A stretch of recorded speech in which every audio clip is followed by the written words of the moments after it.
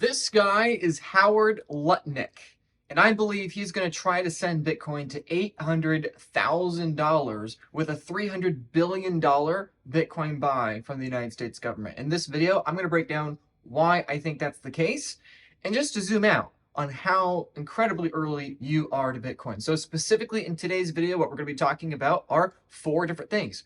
First of all, we're going to be talking about Howard Lutnick and this $800,000 Bitcoin move that I think he's going to make.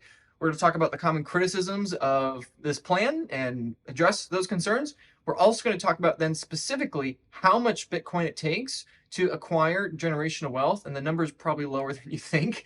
And then, of course, number four, we're going to talk about information on how you can borrow fiat, equity, or against Bitcoin at moderate interest rates, very reasonable interest rates on very long-term time horizons, right? Basically, we're going to try to copy Michael Saylor and Howard Lutnick on a micro individual level. So we're going to talk about Lutnick. We're going to talk about the concerns with it. We're going to talk about how much you need, and we're going to talk about how you can get access to products that put you in the kind of leagues of these kinds of wealthy people that are trying to stack more Bitcoin. So without further ado, let's get back to Howard. Now, right now, everybody talks about Michael Saylor, Michael Saylor, Michael Saylor. Michael Saylor is, by most people, considered the most consequential Bitcoiner around today, including myself, right? Like, it's very strong argument to say that Michael Saylor is responsible for a large amount of Bitcoin price appreciation, right? Like, he is moving the needle a lot. Yes, directly with his Bitcoin buys, but also indirectly with the education he's put out there into the world. However, I think it's very possible this guy, Howard Lutnick, could dethrone Saylor at some point. He could be potentially the biggest number go up catalyst in Bitcoin's history ever. So let's talk about a combination of some direct quotes and things that he has said about Bitcoin. This is a combination of 5 or 6 different things he has said, right, over the course of dozens of hours of interviews, and we're synthesizing them here today, right? The first thing he has said is that he wants to make the United States $2 trillion, okay? Howard was first saying, I want to make America $1 trillion, right? But now he is saying he wants to make America $2 trillion. He's going on shows, he's going on TV, going on podcasts, saying that again and again and again. I want to make $2 trillion for the United States of America, right? He's been saying that, right? He also owns $1 billion of MicroStrategy stock, now rebranded as Strategy, Michael Saylor's company, okay? He has disclosed that, okay? Cantor Fitzgerald has disclosed that. That is known, right? That we don't have to take that on trust. We don't have to take that on faith. We know that. We'll get to that more in just a moment, specifically talking about what his allocations are to Bitcoin proxies like MicroStrategy.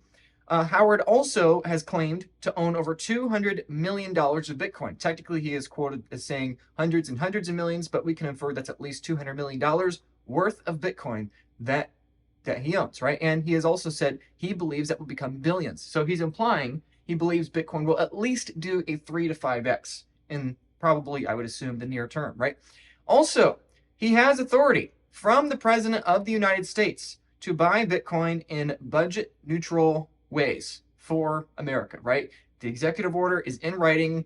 He has permission to do that. Trump has given him the big orange thumbs up and said, Howard, you have permission to buy Bitcoin if you can do it in budget neutral ways, right? And it's important to keep in mind that they also have claimed to have sold 5 billion in gold cards, and Howard Lutnick also claims to have been the guy with the original idea for the Department of Government Efficiency. Okay, Howard claims, right? This is what he claims. This is not me making it up. This is what he claims. He says he's actually the guy that had the idea and he pitched it to Elon, right? So my point in this, okay, is that this is the guy you're talking about, okay? This is the guy in charge in the seat of power right now with the ability to buy more Bitcoin, okay? And imagine if he was sitting, I'm going to take his place right now, sitting across from you, telling you why Bitcoin's a screaming buy, okay? This guy wants to make America $2 trillion. He owns $1 billion of MicroStrategy, hundreds of millions, which will soon be billions. So he has well over $1 billion of exposure, and he expects it to increase by at least 2 to 5x, right? He has authority from the United States government in writing in an executive order to buy in budget neutral fashion. Oh, and by the way, we have $5 billion new dollars of revenue, and Elon's going to cut $1 trillion from the deficit, right? Now, of course, Elon would claim he's going to cut $2 trillion. The point is, I don't know how much more you want. He's made this very clear over the course of numerous conversations, in filings of Cantor Fitzgerald and writing. Like, this is what he has been saying consistently for months on end now, right?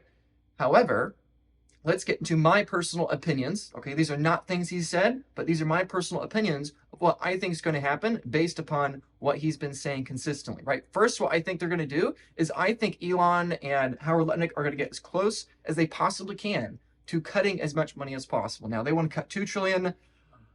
I'm really skeptical of that. In fact, I'm probably even skeptical they can cut $1 trillion, but let's say they cut $1 trillion, right? They cut $1 trillion, right? While simultaneously, by the way, they supposedly make money from elsewhere, right?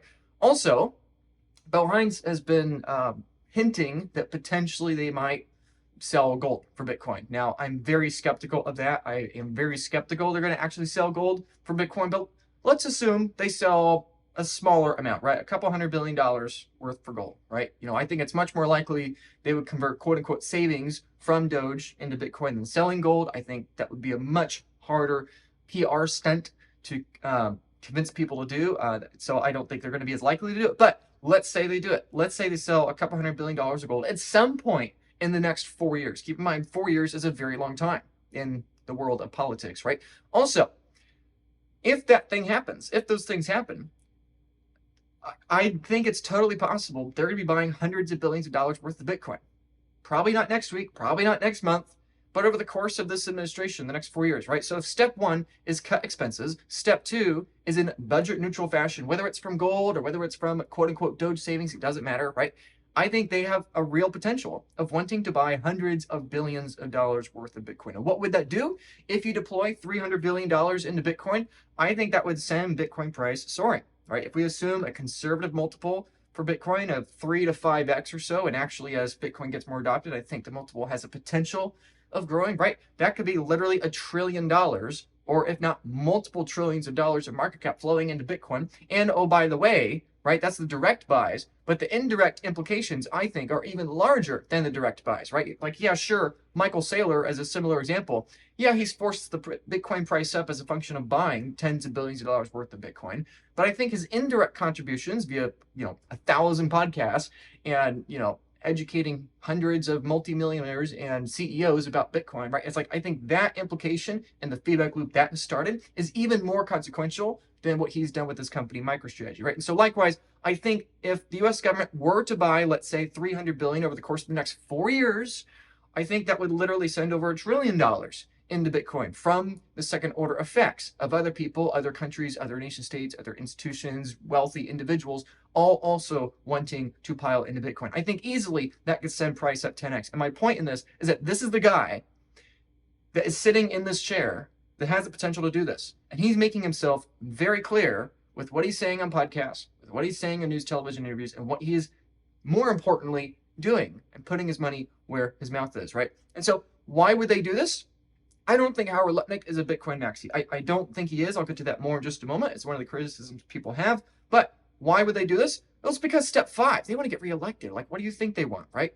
This is Donald Trump's last term, or at least, his the narrative is that it's going to be his last term, right? We'll see what happens. A lot can change in 4 years, but assuming that the next election is coming around, and assuming that it's gone well, the administration has done well over the next 4 years, I think they're going to want some narrative to put another Republican in the White House in 2028, right? And hey, Howard, it would be a pretty good narrative to say, oh yeah, during our administration, we made the United States, $3 trillion, right? We put in 300 billion of Bitcoin over the course of 2025, 2026, 2027. And guess what? Bitcoin price is now up 10x now. We're up 10x on our cost basis, right? We literally made America $3 trillion from the Bitcoin buy we did, right? Whatever, right? Whatever it is, whether it's $1 trillion, $3 trillion, $500 billion, like the number doesn't matter. What matters is the narrative. And I think it would be a very pragmatic thing for Trump's people to do, right? Now, maybe it comes to bite them, right? Because people would say, oh, well, you cronies are just enriching yourselves. And that's a real argument. We'll get to that more in just a moment. That's one of the common criticisms here, right? But my point in this is that I think most people are too caught up with the actions of the day or the actions of the week, the news narratives of the day or the week. You need to zoom out, right? Okay, this guy, this high energy, kind of crazy guy, is in the seat of power. He's signaling to the market what he wants. He's been very consistent over the course of a long period of time that he's buying Bitcoin, he wants more Bitcoin, and he has the ability to force Bitcoin price up if he so chooses. And I think he so chooses that, right? Howard Lutnick has a growing possibility of being the single biggest price go up, number go up contributor in Bitcoin's history, even more than Michael Saylor. And it seems like he wants to. This is what I'm talking about when you have less in common with the near future than the past. Imagine telling somebody in 2019, hey, yeah, this Michael Saylor guy, you've never heard of him, but next year he's going to enter Bitcoin in size and he's going to force the Bitcoin price up higher than the entire market cap of Bitcoin today, right? If you told somebody that in 2019 when the price of Bitcoin is $10,000, that this Michael Saylor guy is going to enter Bitcoin next year and over the course of the following 5 years, he's going to single-handedly force the Bitcoin price up over $10,000, I think a lot of people would say that's crazy, right? And now here we are at Bitcoin at $80,000, $90,000 or so. And I'm telling you, I personally believe there is a very real non-zero probability this guy, love him or hate him, this guy has the potential to single-handedly be responsible for $100,000 worth per Bitcoin for valuation, right? Let's say in 5 years' time, Bitcoin's 800 grand a coin, right? Like I'm saying a potential 10x here. Let's say Bitcoin's 800 grand a coin in 5 years from now. Probably this guy's responsible for at least an eighth of that price action, right? This guy has a potential to add more market cap to Bitcoin, both directly and indirectly, than the entire market cap of Bitcoin, right? This is the reality of how early you are, right? He potentially could dethrone Saylor as the most specifically priced, right? I'm not talking about ethos, right? Howard's not going to go on 1,000 podcasts and talk to the plebs, right? This is one of the things I respect about Michael Saylor is that he is consistently, seems to have enjoyed hanging out with the early Bitcoin holders and everyday individual folks, right? Obviously, Howard, the cultural impact's not the same. We're talking specifically price here, right? And so the emphasis here, the takeaway from this video is that, in my opinion, you'd have to be a complete idiot to have zero exposure to Bitcoin over the next 4 years, okay? The direction could not be more clear. Howard, go pump it. Go pump, get Bitcoin to the moon. Yes. He's been saying, I own hundreds of millions of dollars of Bitcoin. I own over $1 billion of MicroStrategy, right? Despite them being down, they're still holding, right? I am now authorized by the president to do this, right? It's like, I don't know what more you want. And people seem to really like this message too. So let's get to some of the criticisms with this argument. And because I think, not as a matter of me, defending myself or defending Howard for that matter, but as a matter because I think it's important, if I am correct, and if this comes to manifest, and if Howard does start buying hundreds of billions of dollars worth of Bitcoin at some point in the next 4 years, it's really important all of us are prepared to meet head on the criticisms, because there'll be a lot of criticisms if this is going to happen. So let's talk about the first thing, a common criticism from Bitcoiners, right? Daniel Prince here says, Howard Lutnick is a rent seeker, trust zero of anything he says. Right? And now I'm friends with Daniel. I got nothing against Daniel. He and I spent a few weeks together in Bulgaria. Wonderful time. Wonderful family, by the way. Wonderful dad. Okay. Nothing against him, but this is a great criticism that I would like to respond to, right? I want to make it very clear. It is possible to not trust someone and still believe they're going to do something, right? Like, I do not fully trust Howard Lutnick, right? I don't, right? He's a politician. He has a lot of incentives. I don't agree with a lot of the things he says, right? I've watched a lot of interviews with him.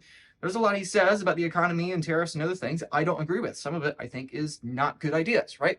Granted, he's got a lot more money than me and, he's more business savvy than me, but there are things I disagree with, right? So very clearly, I don't agree with everything he says. I don't trust everything he says. However, given his messaging consistently over the course of months since late 2024, I think it's pretty clear he's probably going to do this, right? Maybe not 300 billion, but maybe 30 billion, maybe 3 trillion. We have no idea. 4 years is a very long time, right?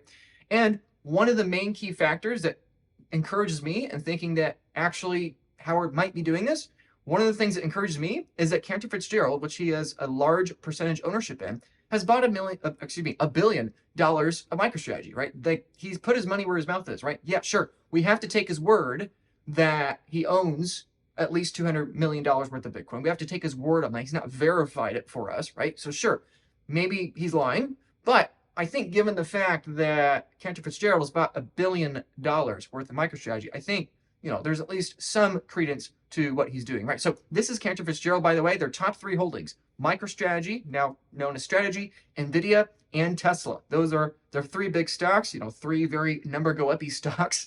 Now what do they have? They have $1 billion of MicroStrategy, MSTR, $500 million of NVIDIA, and about $1/3 of $1 billion worth of Tesla. Let's talk about percentages. Okay. Saylor's altcoin otherwise known as strategy, MSTR.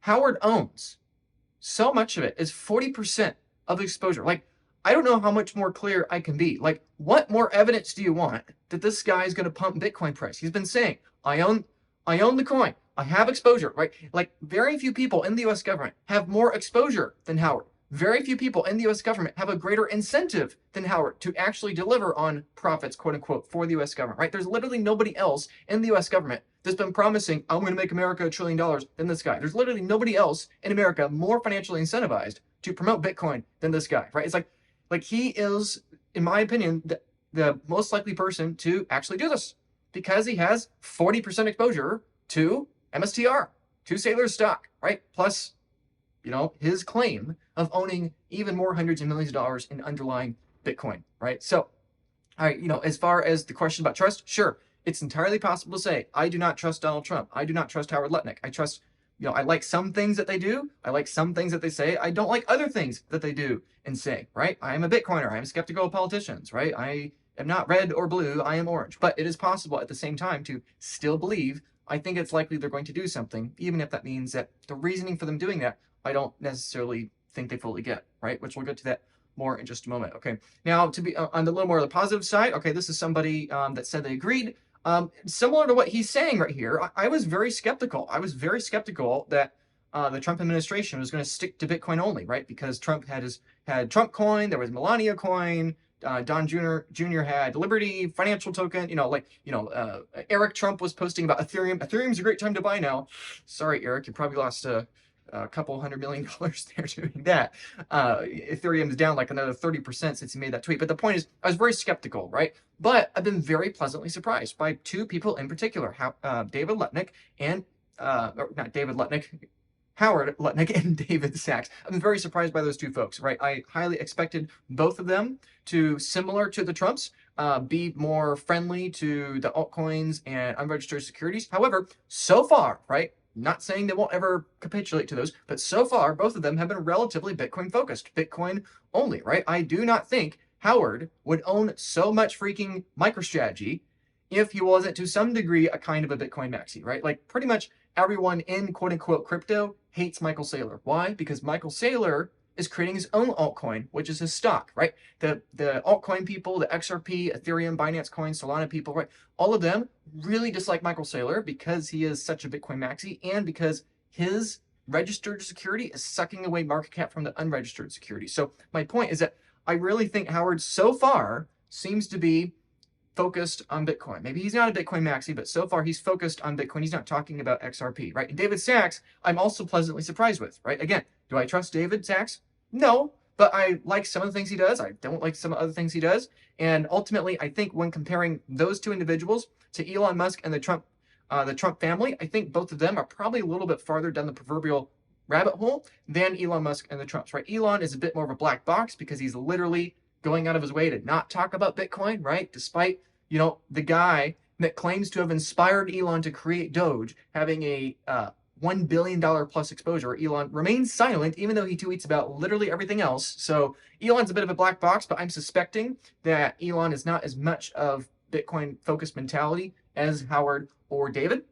And the Trumps, I don't think, understand Bitcoin yet. Right now, a lot of people say, oh, this comment's negative, Luke. Why be so negative? But it's like, okay, whatever. I'm not trying to be negative here, right? I think other people are a bit more negative.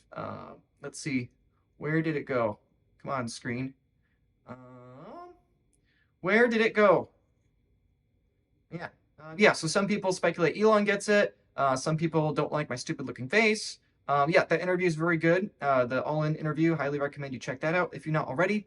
Let's get to another criticism, right? This is from somebody named Ari Paul. He is a student, a founder of Block Tower, and a practical idealist. He has 230,000 followers on X, previously known as Twitter. And for some reason, this guy thinks, oof, the idea of U.S. taxpayers spending $300 billion to buy Bitcoin when you could shut it down or take it over is adversarial for 1/5 that price easily, right? The U.S. government could do it for free as they already control the majority of hash power via directly regulated companies, blah, blah, blah, whatever, right? This is a very common criticism people are going to have if my thesis here is correct, that Howard, given what he has directly said, we instead, he continues to buy, right? I think this is going to be a criticism that's going to fall flat on its face because number one, this guy clearly doesn't understand what is being said here, right? I'm saying, I think Trump and Howard and Bissent and Sachs are making it very clear they don't want it to directly cost taxpayers, right? So this person clearly doesn't even understand the premise of what I'm proposing here, right? But I think they are signaling to the market consistently over the last month or two that, hey, if we buy more Bitcoin, we're going to do it in budget neutral ways for the taxpayer, right? So that's the first thing. There's going to be a lot of misinformation from people out there saying, oh, this is costing taxpayers money. And, in some sense it is, because every dollar that's spent going into Bitcoin instead of just going back to the taxpayers, obviously the cost. However, it's not what he's implying here, right?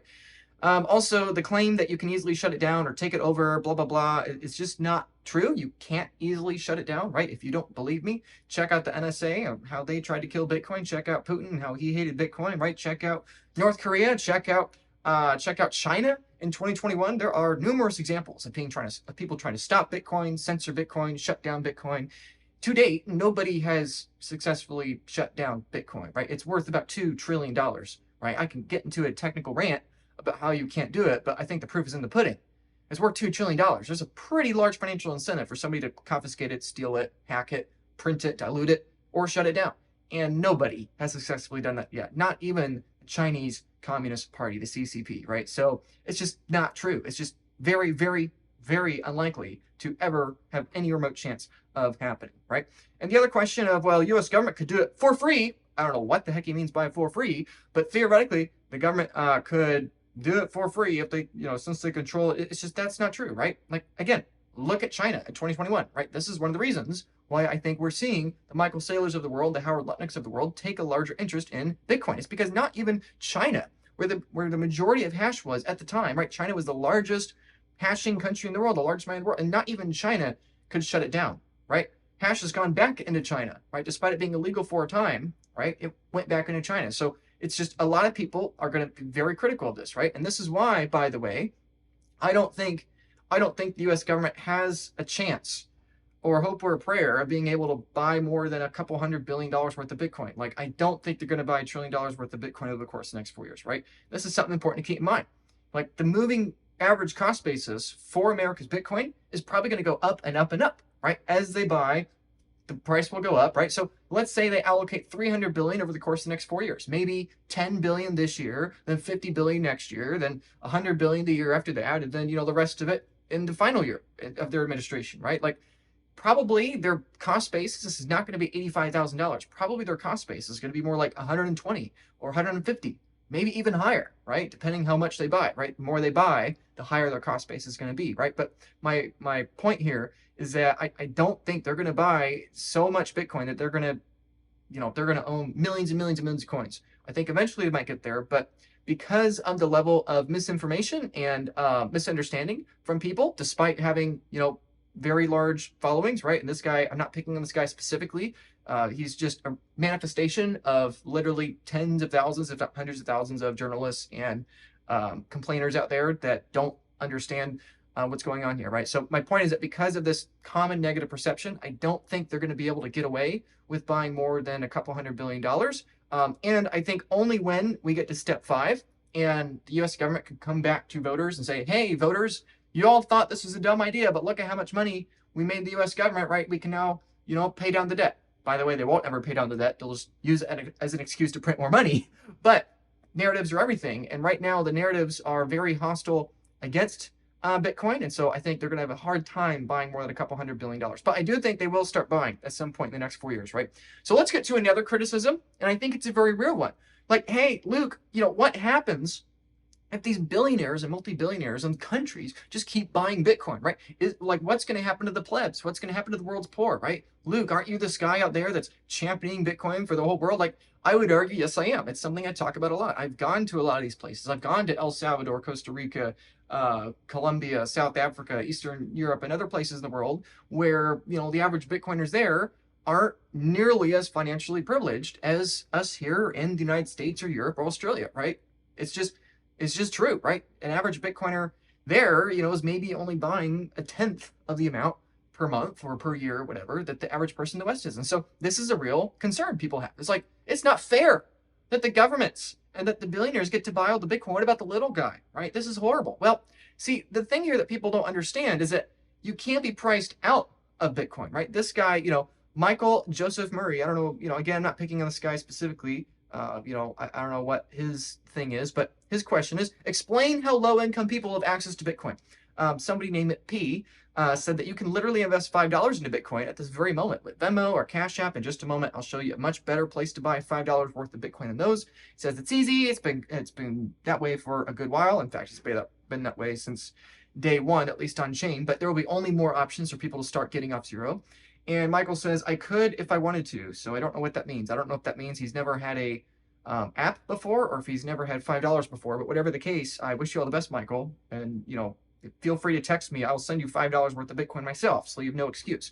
But the point I'm making here is that still, most people don't understand you can buy a fractional amount of Bitcoin, and most people really are just wanting to have an excuse to, our brains are very good at creating excuses and stories for ourselves, right? Like our brains have a hard time accepting that we weren't buying Bitcoin 10 years ago or 5 years ago, right? So what do our brains do? Our brains tell ourselves a story. Oh, I didn't have enough money, or oh, I thought that, or blah, blah, blah, right? And this is why most people, despite having heard about Bitcoin for years, are still ignoring it. It's not a question of logic. It's not a question of reason. It's a question of relating to the person on an empathetic and human level and helping them understand that it's okay that they didn't buy years ago, and they shouldn't feel regret or they shouldn't feel negative emotions around it, right? It's to be cheerful and constructive and help them look forward to the future instead of bashing over the head of, oh, I told you so, if you just listen to me, right?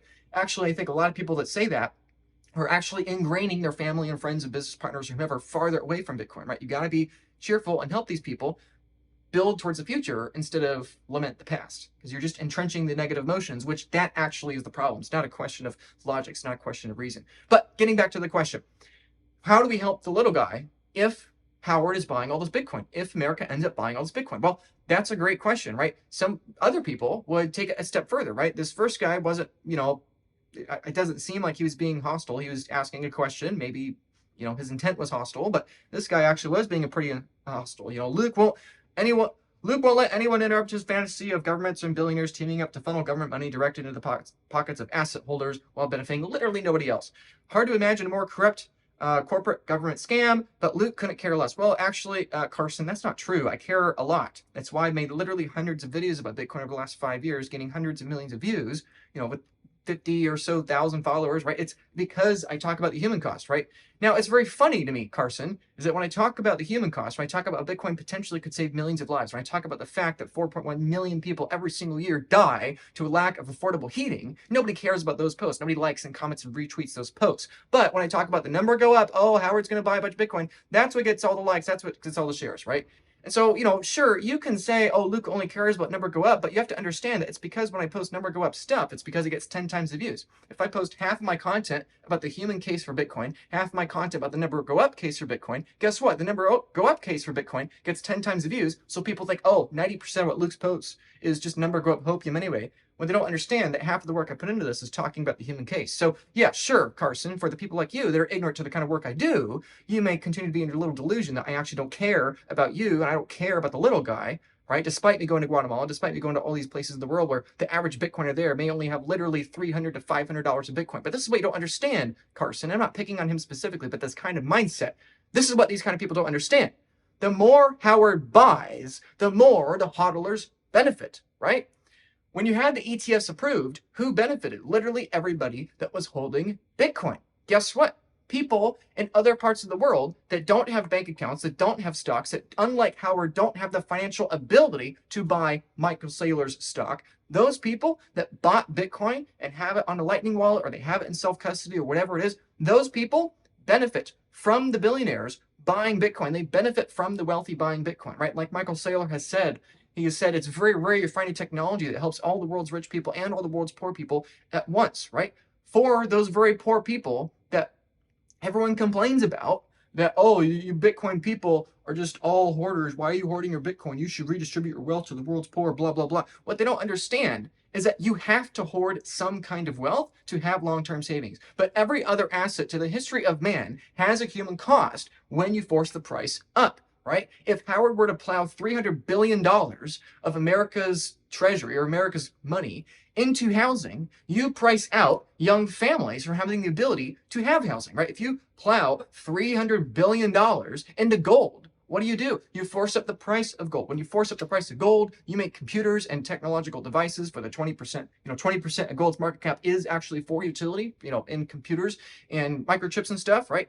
And so if you plow $300 billion, a third of $1 trillion into gold, you force the price of gold up, you make those very kinds of technologies more expensive, right? What are you going to do? You're going to plow $300 billion into oil, right? Into energy, right? What are you going to do? You're going to force up the cost of energy. If you monetize oil like the US dollar petrodollar system currently does, you make energy more expensive. If you make energy more expensive, that has a human cost. Carson, 4.1 million people every single year die to a lack of affordable heating due to cold, due to diseases associated with the cold, right? That's 4 million people a year. That's a lot of people. Every single dollar we force the price of oil down, every single dollar we force the cost of electricity down, means lives are saved. If we could force energy prices down by 10% over the course of the next few years, that is thousands, if not potentially tens of thousands, maybe even hundreds of thousands of lives saved.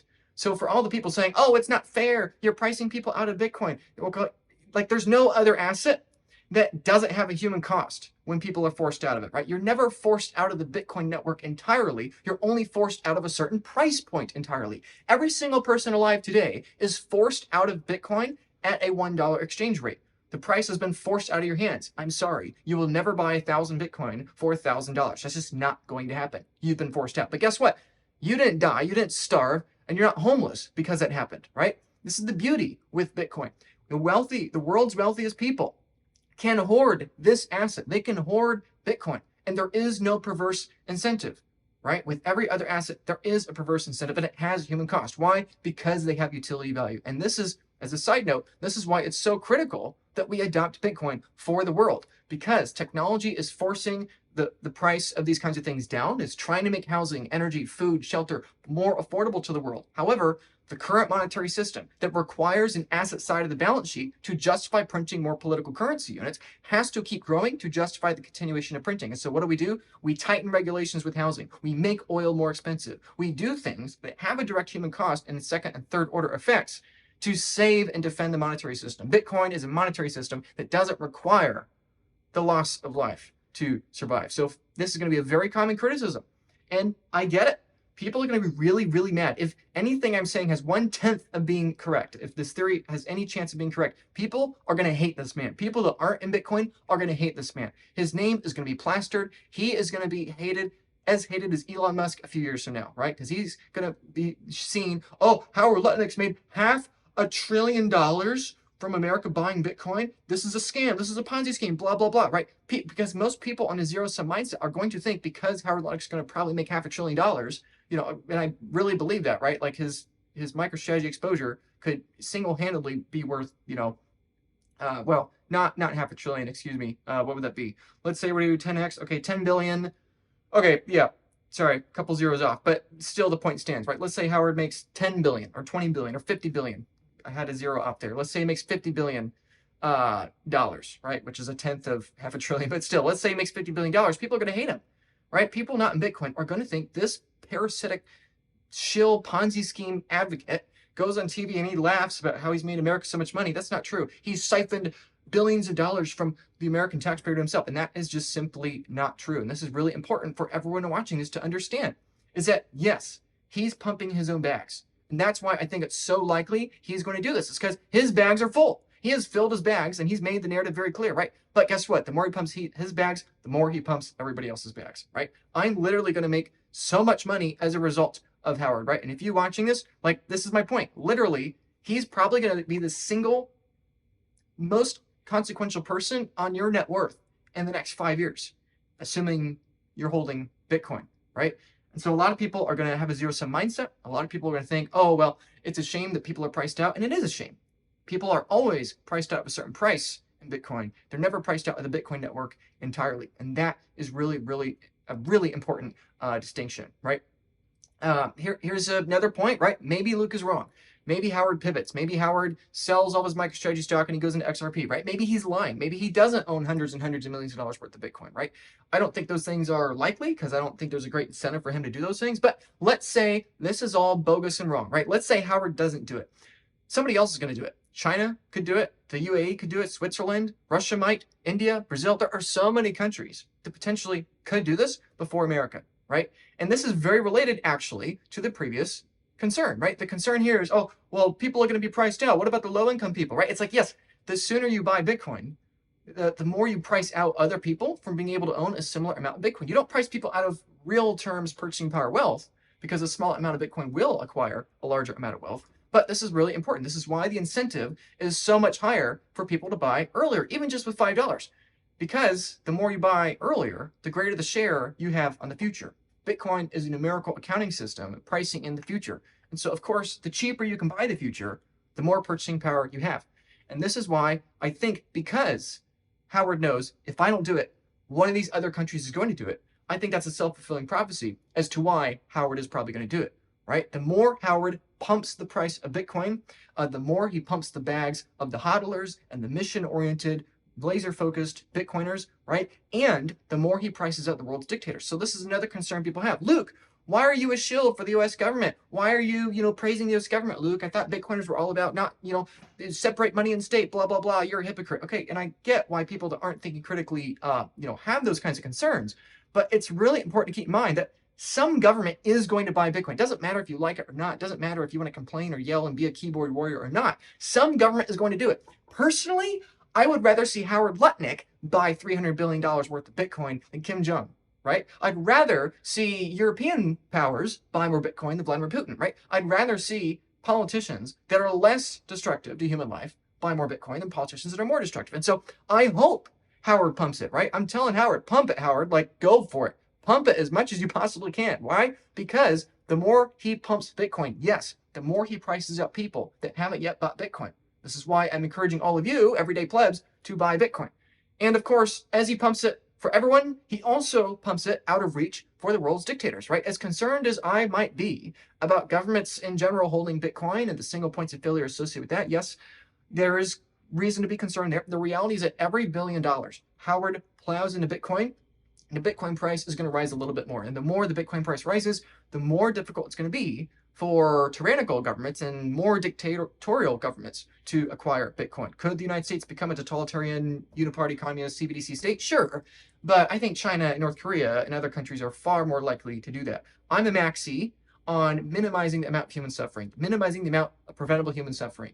And having the United States adopt Bitcoin, I think, is going to be a way with less human suffering in the future, right?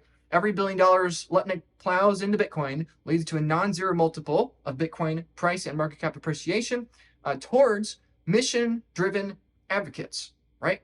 Over less desirable politicians, right? This is also why pumping Bitcoin price is important for U.S. security and for the U.S. strategy, right? If we don't price out the dictators, they will price us out, right? So as concerned as you might be about, oh, why is Luke changing his tune? Bitcoin's about separating money and state. Yes, it is. But Howard is the guy pushing the Trojan horse into America. Michael Saylor sitting on the side saying, go, Howard, go, come on, Howard, do it, right? Michael Saylor's telling him, push. And Howard is pushing the Trojan horse into the United States, which of course is going to pump the price of the Trojan horse, aka Bitcoin. And ultimately, I hope in Trojan horse in the United States, we can effectively starve the from the dictatorships of the world from having as much. So I say, go, Howard, pump it as much as you can, right? Now, there are some concerns because this post I made was a combination of multiple quotes from Howard, right? So I'd make this very clear because some people are keyboard warriors that want to, be very critical about everything literally, right? Howard has said directly he wants to have America make $2 trillion under his leadership. He has shown that they own $1 billion worth of MicroStrategy, right? He has claimed that he owns at least $200 million worth of Bitcoin because he says hundreds, plural, which would imply at least two. He does have authority from the United States in a budget neutral fashion to acquire more Bitcoin. That is literally in the executive order. And he has also claimed that Doge was his idea to Elon, right? So the reason I put this in quotes here in my post, just so you know, was an attempt to differentiate between things that we know, right? These are things we know. These are things he said. These are things he claimed versus my claims, right? I was trying to be clear in my post and saying, hey, this is what Howard said. This is what Luke's personal opinions are, right? A lot of people didn't appreciate, though, that I lumped all the things together in one series of quotes, which I understand in the future I will separate it quote by quote by quote, whatever. But the point I want to make here is that the heart of what I'm saying is true. The heart of what I'm saying is very, very true, right? This is something I think a lot of people also are going to miss in the future, right? A lot of people that are complaining about, oh, Bitcoiners are a bunch of greedy capitalists trying to take advantage of poor people. Or, oh, what about the poor people? We don't think about the poor people. Why are you talking about billionaires so much, right? For a lot of these people in the future, I think this is also a really important distinction, what I'm about to say, right? For me, it is worse to have a technically correct quote, but misrepresent the heart or context of the quote, right? Or is it worse to blend a couple of direct quotes together, which I did, and accurately depict the heart of the question, okay? I think this accurately depicts what Howard has been saying, because it is what he has been saying, granted at multiple different times over the course of dozens of hours of interviews, right? But it is the heart of what he is saying here, right? Now, most people today in this fiat crazy world we're in right now with internet full of misinformation, a lot of people, one of the ways misinformation spreads the fastest and the most is by taking literal things out of context, right? I think we saw this with the, Elon, let's say, hand gesture. People took a literal 2-second clip that happened, and because they took it out of context, they had all kinds of the heart of the gesture, the heart of the moment was completely taken out of context, right? Way more lying, in my opinion, happens by saying literal things that aren't true instead of saying things aren't literally true, but the heart of it is misleading, right? To give some examples, let's talk about Bitcoin for a moment, right? Everyone says, oh, there's 21 million Bitcoin. That's not literally true. It will never be literally true. And most people saying that, no, it's not going to be literally true, right? Technically Bitcoin is 20,999,000, da, da, da, da, all the way up to a very small decimal point, right? It's not technically 21 million. So it's not literally true. Is it a lie? I wouldn't call it a lie because the heart of it is true, right? Likewise, if you lose your Bitcoin private keys, have you lost your Bitcoin forever? Technically, no. Yet we always say, yeah, if you lost your keys, you lost your Bitcoin forever. Technically, no, you haven't lost your Bitcoin forever. Someday somebody with a sufficient quantum computer is probably going to find those Bitcoin. They're going to spend it instead of you, right? So technically, no, the Bitcoin is not lost technically forever, but the heart of it is true, right? Likewise, everything I've said, the heart of it is totally 100% true with what he's saying. Watch what he has been saying is true, right? A lot of people are missing the forest for the trees. And I think this is why they're not going to be buying Bitcoin, not even $5 freaking of Bitcoin, right? This is why most people are going to be very critical of Howard Lutnick doing this in the next couple of years. And I'm saying all this response to these criticisms here to prepare you, dear viewer, if you own Bitcoin, are literally going to have your net worth probably double single-handedly as a result of this guy, right? If you have one Bitcoin currently worth about $100,000, let's say 5 years from now, it's 600 grand, probably he's going to make you more money in the next 5 years than you've ever saved in your entire life, right? And so that's the positive side of this, right? That's the happy, optimistic side of this. But the negative side of this, the real side of this, I'm trying to prepare you for, is that you're going to get so much conflict, so much hate from people in the media, potentially from people in your own personal life that you've been telling about Bitcoin for years. You got to really prepare for that. If you've been telling people in your life to buy Bitcoin, then years pass and you're still telling them to buy Bitcoin, I told you so, blah, blah, blah, you're ingraining a negative emotion inside of them, right? And you're not actually helping them understand Bitcoin more because, again, it's not a question of logic, it's not a question of reason, it's a question of emotions. And most people have such a negative emotion of regret and lament for not buying Bitcoin earlier that they continue to double down on their ego and on their emotions and on their sadness, frustration, depression, anger, and they don't buy more Bitcoin. And my point is, if I'm right, and if Howard pumps the price, you're probably going to be really hated by pretty much everyone. And they're going to nitpick everything. And that's something I've learned, that already people are nitpicking me for, a mistake I made, right? I should have had each of the quotes in different quotation segments. I combined it together for, the sake of making a coherent statement. But, I get it. I shouldn't have done that. But there was no lying involved in my case. I was saying the heart of everything very true. Here's an example of what I mean, right? This is something, so this is my post. I made the post. This guy, Mitch Bushwalker, said, okay, here's a direct quote. And this is a literal quote. It's a 30-second clip from one of Howard's most recent podcasts. I lost all respect for this man. Don't care what he thinks about Bitcoin, blah, blah, blah. As a human being, he's a donkey, right? And the point I'm making here is that, again, this is a quote that's literal, but the heart of it was completely misrepresented because it was taken out of context, right? So I clarified that. We had a little back and forth there. He actually watched a clip and he understood that, oh, wow, this quote was literal, but the heart of it was taken completely out of context, right? So again, my encouragement for everybody watching this is that don't get distracted on missing the forest for the trees, right? Yes, It is not literally true yet that the United States is going to be buying hundreds of billions of dollars worth of Bitcoin in the next 4 years. That's not happened yet, right? In my post, I wasn't claiming that was going to happen, but I do think it's very, very likely because the incentives are there. This guy has the incentive to do it. He has the incentive for the narrative to do it, to try to get Republicans and his constituents reelected. That doesn't mean I'm blindly trusting him. That doesn't mean that, it's bad for the world. That doesn't mean that it's going to force everyone into poverty, right? People on 100,000 Satoshis in 50 years are going to have way more wealth than people with 10 billion Satoshis do right now. This is one thing people don't understand, right? This is something else that's a common criticism with that, right? Somebody said in response to my post, I'm buying Bitcoin with more confidence now in the 80Ks than when I was buying Bitcoin in the 20Ks back in 2023. The progress I was expecting in a bull case scenario by 28 to 2030 is happening in 2025. It's amazing. I fully agree with that statement, right? I was not expecting this until at least 2030. And here we are. I'm surprised again by how quickly Bitcoin is accelerating. This guy says that this is one of the most attractive entry points for Bitcoin in risk-adjusted terms ever. I fully agree. In fact, what I said was that I believe Bitcoin right now in the mid $80,000 range is way lower risk and higher upside than in 18,000 in 2022, right? 4 years from now, that will be even more true. In 4 years from now, Bitcoin will be $500,000 to a couple $1 million worth of coin, and the upside will be higher at that point than it is right now, right? Now, a lot of people, multiple people, actually 2 people, commented and said, your math is wrong. You don't know what you're talking about, blah, blah, blah. But again, this is one of the things people don't understand, right? This kind of mindset from Bitcoiners that say, oh, that logic is wrong, that the upside only increases as Bitcoin grows, actually is the exact same kind of zero-sum mentality that people have when they think that pumping Bitcoin for everyone is stealing from somebody, right? It's the exact same kind of zero-sum mindset. Let me explain why. It's because as the price of Bitcoin grows, right, you need a smaller and smaller amount of sats to acquire a more and more valuable lifestyle, right? In 2009, it doesn't matter. You can own literally 1 million Bitcoin in 2009, and yet you would not be able to, buy a Tesla car like people are able to do today, right? Like you wouldn't be able to do that, right?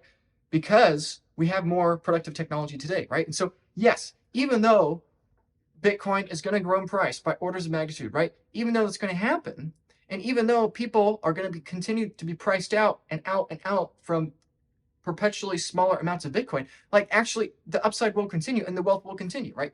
1,000 Satoshis 100 years from now is going to buy way more real world purchasing power and lifestyle wealth than 1,000 Bitcoin will be able to do today. And so the upside actually grows. Why? Because the pie itself is growing, right? Sure, Bitcoin's share of the world is a zero-sum game, right? You can't go beyond 100% adoption. That is a zero-sum game. That's what most people misunderstand when they look at my comments, where I say this, in videos and on Twitter, right? People look at that and say, oh, that's just crazy, right? Bitcoin can only be monetized once. And that's correct, right? Going from 0% adoption to 100% adoption is a zero-sum game, right? Every additional percent you acquire of the share of global wealth, that's 1% less that you can't regain again. But the global share of wealth is growing. And the larger share of global wealth Bitcoin is acquiring, the more probable it is that we are able to successfully expand the size of the pie consistently over a long period of time, delivering more wealth for everyone, in particular the world's poor. So yes, actually, as Bitcoin fiat price does go up, I believe the purchasing power upside as well as the nominal term upside for Bitcoin both grow. And this is why I'm buying more Bitcoin today. People in a zero-sum fiat mindset ask me all the time, Luke, should I buy some Bitcoin or DCA or lump sum, or I'll wait on the sidelines for 60K or 70K or 50K or whatever, right? A lot of people still in dollars, exposed to dollars, are not buying Bitcoin. But what they don't understand is that they look at Bitcoin in terms of the fiat chart, and they're not looking at it from this perspective I'm describing here, right? It's like, no, Bitcoin's cheaper at 80K than it was at 8K. It was cheaper at 8K than it was at 800,000, or excuse me, at 800, not 800,000. Right? Every time Bitcoin grows by a factor of 10, the potential upside grows. The caveat is that it will take longer to get there than the previous iteration, right? We'll get to that more in just a moment. Actually, that moment is right now. So we've covered most of these topics, but I want to continue here, right? So yes, actually, we do have more and more upside as Bitcoin survives, right? In nominal terms, Bitcoin's upside gets higher as fiat price grows. How could that possibly be? It's because the more Howard Lutnick adopts Bitcoin for the United States, the more the United States has the ability to print political currency units, right? Again, let's think about, last cycle's Howard Lutnick, which was Michael Saylor, right? The longer Michael Saylor adopts Bitcoin and the more Bitcoin he acquires, the more Michael Saylor forces the price of Bitcoin up, the longer he extends the shelf life of his fiat institution, which is MicroStrategy shares, right? The longer he extends the shelf life of his corporation and the more dilution he's able to have in the future in acquiring more Bitcoin. So yes, as he continues to print shares to buy Bitcoin and he forces the price of Bitcoin up, Michael Saylor single-handedly is the most consequential number go up person in Bitcoin over the last 5 years, right? The more he does that, yes, the higher upside Bitcoin becomes in nominal terms. Because the more Bitcoin he buys, the higher he forces the price up, the more he has on his balance sheet, the greater the shelf life he has of accelerating dilution into Bitcoin. Therefore, it's a self-fulfilling prophecy. This is unlike any other asset in history. You can't do this with real estate, you can't do it with stocks, nothing else. This is only true with Bitcoin. Why? Because it has zero utility value and it is perfectly finite. Everyone's going to continue diluting into Bitcoin because Bitcoin can't be diluted itself, right? So yes, the more the US government and the more Howard pumps Bitcoin price, likewise, the longer he's going to extend the ability of US bonds to be diluted into Bitcoin. Without Bitcoin, America's bonds and America's dollar would collapse. It's going to die, right? But with Bitcoin, it'll still die, but it's going to take many more decades longer to die, right? Because the US dollar, if it has some degree of Bitcoin backing, and the more backing it has, the longer the shelf life, right? So yes, the higher Bitcoin price in terms of dollars, the higher the potential upside of Bitcoin in terms of dollars. Because instead of a 20-year time horizon of America printing dollars, it's going to be a 50-year or whatever timeline of America printing more dollars. So quite literally, I do believe the upside for Bitcoin does become higher. But more importantly than pricing Bitcoin in terms of dollars is pricing it in terms of actual purchasing power, right? In my opinion, as the price of Bitcoin grows, as the hash rate of Bitcoin grows, as the value of Bitcoin grows, as the network of Bitcoin grows, the upside does literally become higher. Not only for fiat price, which I just described, but also because of the real terms purchasing power, right? The higher we force Bitcoin, the more secure it becomes, the harder, more difficult it is to destroy, right? Back when the entire market cap of Bitcoin was $10 million, right? It might have cost you $15 million to hack or destroy or, corrupt the network, right? It would have been more expensive to attack the thing than what the thing was actually worth. So there was no incentive to do that, right? Then when Bitcoin was worth $5 billion, maybe it would have cost $6 billion to successfully destroy Bitcoin, so it's not worth it for a malicious actor to do that. Right now, Bitcoin's worth a couple $1 trillion. It would also take a couple $1 trillion, right? You need a computer more powerful than the energy used by the US Navy to destroy Bitcoin, right? It's not going to happen, right? It's more expensive to destroy the thing than the thing you're actually destroying, right? And so it's just not going to happen, right? And so the beauty is that as Bitcoin continues to grow in market cap, the lower the probability it is for someone to destroy it, right? Back when it was, a tiny asset, only worth a couple dollars per coin, right? It wouldn't be that expensive to destroy. Like, it theoretically could have been destroyed. But the beauty with Bitcoin is that the larger the honeypot grows, the less probable it is for somebody to destroy it because it becomes more expensive to destroy. Every other asset in the world is different, by the way. The more valuable the real estate, the higher the incentive because you have a larger honeypot, right, for the state to take it, right? The more valuable the gold and the safe, the cheaper the attack becomes. It's the same $100 gun. Whether I'm pointing it at you to steal $1,000 of gold or $100 billion of gold, it's the same gun, right? It's the same gun. It's all in the same safe, right? And so as the value of the gold grows, it becomes a more asymmetric bet in the thief's favor to steal that gold. It's the same fixed cost of the gun, right? But the reward, the honeypot, is only growing. And Bitcoin is a precise opposite. So my point is that the more Bitcoin grows, right? The more Howard pumps the price, the higher Bitcoin price goes, the less likely it is that somebody is going to steal and destroy Bitcoin, right? It's just how it's going to go in the coming years. And so as that happens, as Howard buys more Bitcoin, as other governments in the world buy more Bitcoin, the probability of war, in my opinion, becomes less likely. The probability of somebody successfully co-opting or destroying Bitcoin becomes lower, in my opinion, as Bitcoin, a self-fulfilling prophecy, continues to go, right?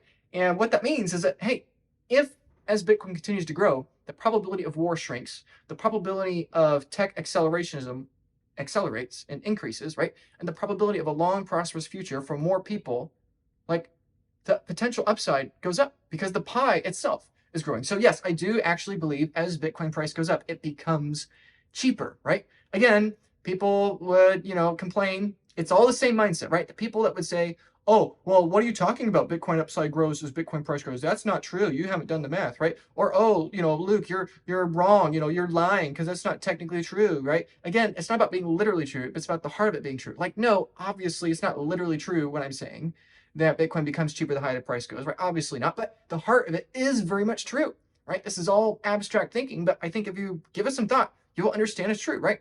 Likewise with the zero sum kind of people, like it's all the same mindset. The people that are focused on literalism over the heart of truth, people that are obsessed and focused on the zero sum mindset, and they think rich people only get rich as a factor of stealing wealth from poor people, right? The people that are trying to focus on the short term to the long term, it's all the same kind of mindset, right? And so that's why I'm saying these things, to encourage you to buy more, right? So not financial advice, do your own homework, right? But I am buying more Bitcoin right now. I'm not waiting for 70K. I'm not waiting for 60K. I think Bitcoin's going a lot higher, right? I'm more bullish on Bitcoin now at 84K than I was back when it was in late 2022 in the depths of the bear market when it was 16 grand, right? And that's not because, oh, market sentiment's better now than it was then. Actually, some would argue it's just as bad now as it was then, but it's because the news catalysts are getting bigger. The potential of success is growing and growing and growing. The potential of destructive fiat consequence is shrinking and shrinking. So I don't care what your net worth is. Maybe you have the ability to smash by $1 million worth of Bitcoin literally this week. Some of you watching, probably at least a couple of you, I know that's very possible. Others, it's a lot less. Maybe you have the ability to convert 100 grand worth of home equity or other kinds of assets into Bitcoin. I don't think 84K is the worst time to buy. Just because on a screen 84K looks really high when you price the chart in linear terms, I still think it's a screaming buy. Even if you're somebody with 10 grand or 1 grand or $100 or even just $10, right? Even if you're this guy that we were looking at earlier, even if you did this guy, this Michael guy, like, Michael, buy $5 worth of Bitcoin. Just do it. I know I don't know, like, I don't know what's going on here, but for everyone watching, some of you watching are really, really wealthy with literally tens of millions of dollars worth of Bitcoin. Most of you aren't that, and that's okay. You're not too late to Bitcoin. Why? Because as the price of Bitcoin goes up, the cheaper it becomes. And so, yeah, sure, maybe you weren't buying literally at $1 a coin or $10 or even $100 a coin, but guess what? It's cheaper today than it was then, because the odds of success are so much higher, right? So let's talk about just $100, right? Some reasonable amount of money, right? Like, even if you already are one of these higher net worth people where you have 10 grand, 100 grand, or 1,000 grand worth of Bitcoin, right? Like, even if you're somebody like that, literally every single buy matters. Every single $100 you're buying matters. Okay, $100 is just about 120,000 Satoshis. And so we're going to get to this third point here of how much wealth specifically does it take to have generational wealth, right? In my opinion, in the future, 120,000 Satoshis will be generational wealth, right? You have 8 billion people in the world. You have 21 million Bitcoin. Again, not technically true, but the heart of it is true. 21 million Bitcoin, 8 billion people. You divide it out, that's about 250,000 Satoshis per person, right? Factor in the fact that we have less in common with the future and the past, that 4/5 of the world makes less than $30 a day. Factor in the fact we're going to build in literally tens of billions of AIs in the coming decades. Factor that in, and also factor in everything else to be factored in. I think it's very conservative to say that 120,000 Satoshis is going to be significant generational wealth, because most individuals won't even have 50,000 Satoshis. So yeah, I would say having 2 to 3 times the amount of Satoshis for the average person in the future is probably going to be generational wealth, because the average person in the future is going to be wealthier than the average person today. And if you're 2 to 3x times that, I think 120,000 sats is literally generational wealth. The catch here is that you're probably going to have to wait a very long time, right? That's probably the catch here. Like, yeah, sure, you could buy generational wealth for really cheap, only $100. The catch is you're going to have to spend a lot of time to wait for that to manifest, right? Now, if you're somebody that doesn't want to wait 50 years, myself was included with that. If you don't want to wait 50 years, you got to buy more than 120,000 sats, right? If you don't want to wait 50 years, but only 10 years, 30 years, 20 years, maybe even 5 years, then buy more than $100, right? But for the sake of example and for the sake of emphasizing this point, I literally believe 120,000 sats is generational wealth. Give me one moment. I'm going to go smash buy generational wealth while you quickly subscribe, because subscriptions help promote this video to get it out to the world. So I'm going to go to my preferred place, not Venmo, not Cash App. I'm going to go to River. And I'm going to smash buy generational wealth real quick. Just 50 years a little too early. So let's see, and boom, I just bought generational wealth. Now all I gotta do is wait 50 years. And I would encourage you to do the same. So hopefully you're subscribed. And now let's finally get to our last topic of today. Thank you for watching this video so far. And the last topic of today, I really want to make clear is that nothing is free. Nothing is without trade-offs, right? This is one, this is a consistent message I hope to make in this video and across all videos, right? Everything's a trade-off, right? It is, it's a trade-off to have people you don't trust be buying Bitcoin. Sure, there are risks with that, but also there are benefits, right? Sure, there are trade-offs to having very large billionaires and owners have large amounts of Bitcoin. Sure, there are trade-offs, but I think the trade-offs are only going to get more and more in our favor. Sure, there are trade-offs. People are all going to be louder and meaner and more aggressive and more hostile against Bitcoiners, including yourself in the future, because all of them will be even more resentful and more angry and more vengeful against you, right? They will come back with a vengeance, with anger, right? Sure, these kinds of people are an inherent trade-off. You can't get absurdly, stupidly wealthy or absurdly influential and powerful without making enemies along the way. It's not because you're trying to be a mean guy or trying to be bad. It's just that's how it's going to happen, right? People are attracted to power, and in many cases they're attracted trying to take it down, right? Nothing is free, not anything, right? Likewise, when I was talking about the governments, right? It's like, sure, you could say, oh, it's a bad thing that the US government is buying, this is bad for Bitcoin, blah, blah, blah. Sure, you can make that argument. But the point is that I don't care what I would like to happen or what I would not like to happen. I'm being a realist here. And the reality is that some country is going to buy Bitcoin, and there are going to be trade-offs with that. I would rather Howard Lutnik and the US buy more Bitcoin because I think there's less negative trade-offs than some sort of dictatorship buying. So everything has a trade-off, right? Including the generational wealth I literally just bought. Just 50 years in advance, right? Including that, right? Like I was just describing, everything has a cost. Either you could sacrifice more capital than $100 to buy your future time back sooner, right? Or you can put in less capital into Bitcoin and buying a smaller share of the future, and you'll just have to wait longer into the future, right? Everything has a trade-off, right? Everybody can get rich in Bitcoin. It's just the question is, do you want to buy a little amount of capital and wait a very long period of time, or do you want to use a large amount of capital and wait a very short amount of time, right? For me personally, I prefer the latter because I value my time more than money. And so likewise, if you value your time more than money, I would encourage you, buy more than the amount of Bitcoin you need 50 years from now, right? Ideally, buy more Bitcoin than you need, right? And everyone else understands that too, including Howard. So everything in life has a trade-off. Everything has a cost, not only including fiat, not only including people's reactions, not only including how much Bitcoin to buy for generational wealth, but also including your Bitcoin security. I hammer this point home heavily over the last couple of years. And to make it very clear, except from this different kind of perspective here, right?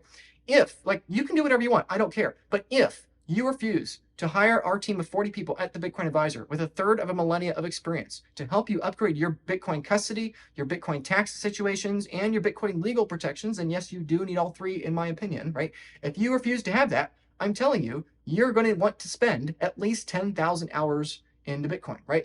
You can choose one or the other. You can either sacrifice capital to buy your time back, or you can sacrifice time for less capital. But this is my point. I don't care if you text me and we have a conversation about you joining the Bitcoin Advisor. I don't care if you do or don't, right? Obviously, I hope you do because I think it's better in your long-term self-interest. However, I really don't care. The point I'm making here is that these are your only two options. Everything is a trade-off. The trade-off of doing nothing is you're going to lose everything and you'll be left with nothing. And so I'm begging you, don't do nothing, okay? Do you understand the kind of capital coming your way? Do you understand the kind of people that have to gain from pumping Bitcoin price as hard as they possibly can? You understand the kind of capital that's coming your way? You got to take this stuff seriously as soon as possible. And so your only options is you can pay a capital cost to hire people to put in more time than you can ever possibly put in, okay? No individual person, not even myself, has 300 years worth of Bitcoin tax and legal experience, right? Nobody, not even myself, right? Not even you, not even the best lawyer, the best CPA, the best Bitcoin custody expert in the world, right? And that's why, in my opinion, it is in your self-interest to hire a team of people that are going to get better, going to get smarter, going to have more connections and have more value to offer in the future perpetually over time than doing it on your own.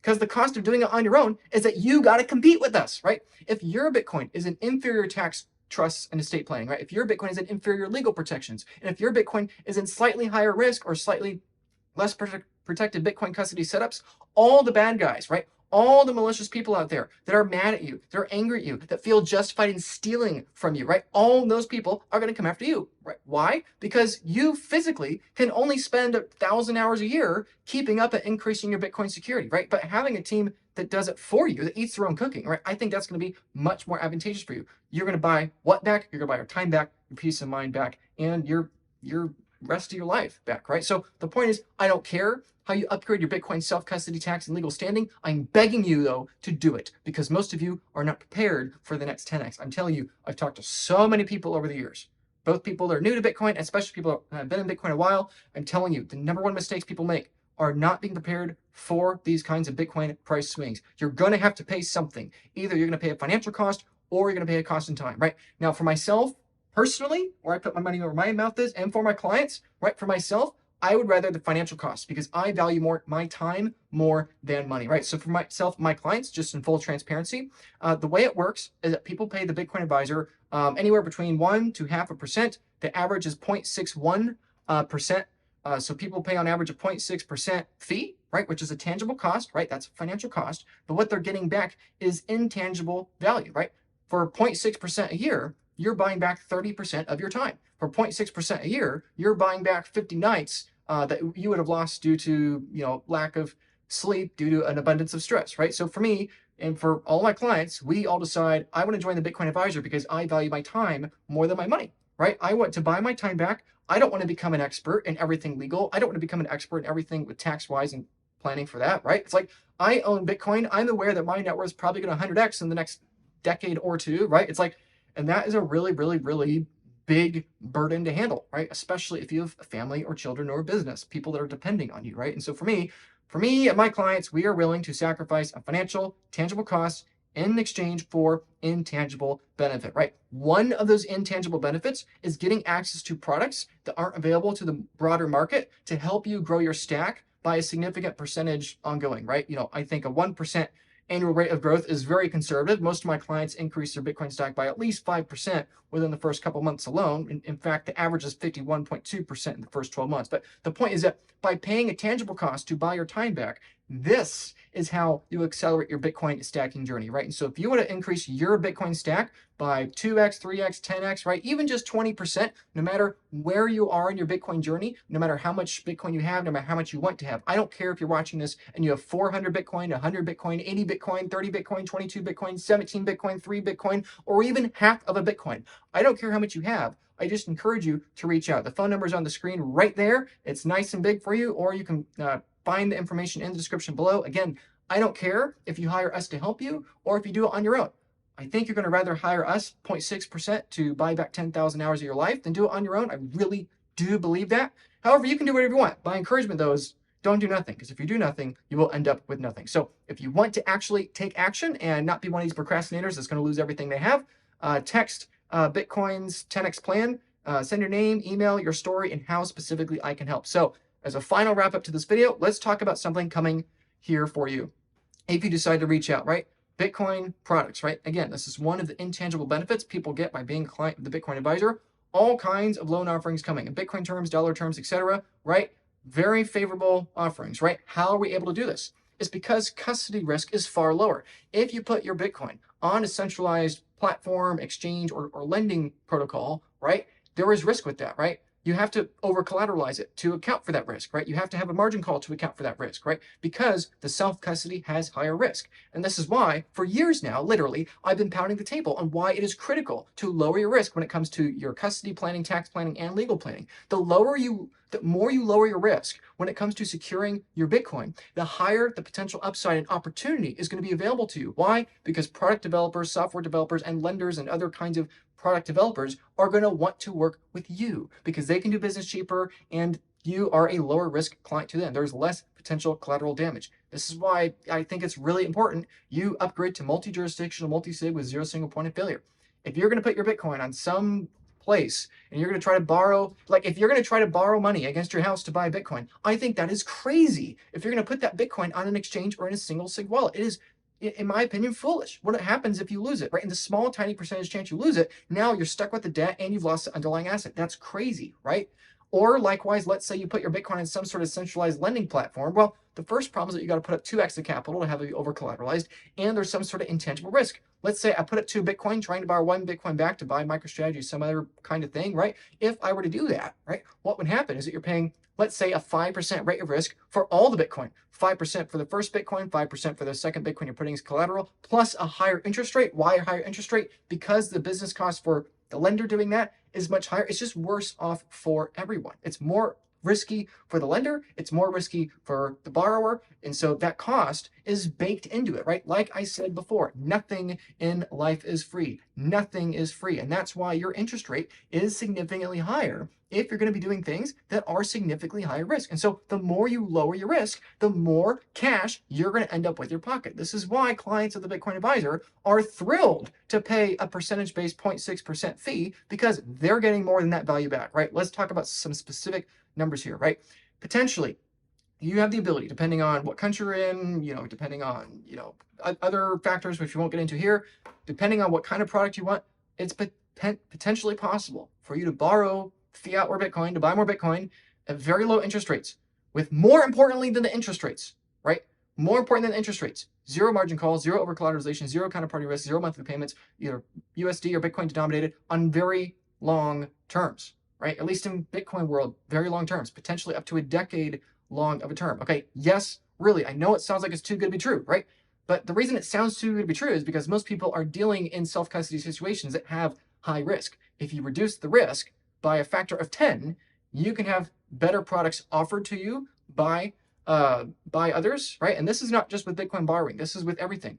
I believe I believe all car loans are going to be on Bitcoin. House loans are going to be on Bitcoin. I believe insurance products are going to be on Bitcoin. Different kinds of securities are going to be on Bitcoin. Michael Saylor is a king of that right now, right? But the point is, if you want to convert some Bitcoin into more Bitcoin, if you want to convert home equity into Bitcoin, other things coming down the line, right? If you want to have opportunities available to you that are not available to the larger market, you need to have Bitcoin self-custody better and more advantageous than the rest of the market. And you can do that on your own, or you can hire us to do it for you. We are definitely going to help you get there literally 1,000 times faster, because there are 40 of us and one of you, right? I can't do what we do individually. This is why I'm a part of a team, because I want to buy my time back. But anyway, the larger point of this video, everything in life has trade-offs. There is still risk in Bitcoin, still downside risk, especially the shorter your time horizon. However, if you zoom out, if you have a long-term time horizon, there are ways to acquire more Bitcoin. There are ways to do it safely. There are ways to do it in a very long-term time horizon. Ultimately, I believe Bitcoin is cheaper now in 2025 than it was in 2015. Why?